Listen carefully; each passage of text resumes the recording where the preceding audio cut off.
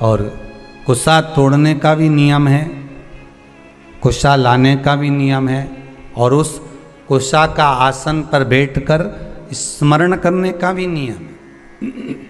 कुसा का आसन पर बैठने का भी नियम है।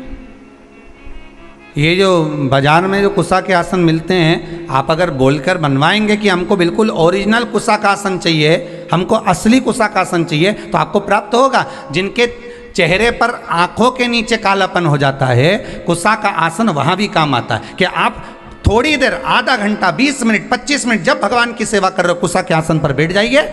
आपको किसी क्रीम की जरूरत नहीं पड़ेगी, किसी आपको पाउडर की जरूरत नहीं पड़ेगी। आप कुसा के आसन पर बैठकर भगवान का भजन करो। जितनी देर बैठ सकते हो उतनी देर कुसा के आसन पर बैठो। 4 दिन, 8 दिन, 15 दिन कर कर देखना, आंखों के नीचे से कालापन समाप्त हो जाएगा। कुसा के आसन में वो तेज बल होता है कि नेत्र की ज्योति भी बढ़ा देता है। कुसा के आसन में वो बल होता है कि आदमी के नेत्रों पर जो चश्मा चढ़ा होता है वो तक समाप्त हो जाता है। पर लोगों ने कुसा का आसन हटा हटा कर आज के ज़माने में नया नया ये सब मार्केट में जोरदार जोरदार आसन आए, टंगा रे, कपड़े का आसन मिल रहा है, ऊन का आसन मिल रहा है, इसका आसन मिल रहा है, तो लोग लो, मना नहीं है, पर आसन पर भी तुम कुसा का आसन लगाओ। पर कुसा के आसन पर बैठकर जो तुम अनुष्ठान करोगे, कुसा के आसन पर बैठकर जो तुम भगवान चर्चा करोगे, उसका एक बल बढ़ता है। कुसा के आसन, कुसा क्या है? जब माता जानकी जी पृथ्वी में समा रही थी, भूमि में जा रही थी, राम जी ने रोकना चाहा, रुको जानकी, रुको सीते, सीते सीते करते करते राम जी भागे, सीता को पकड़ने वाले थे।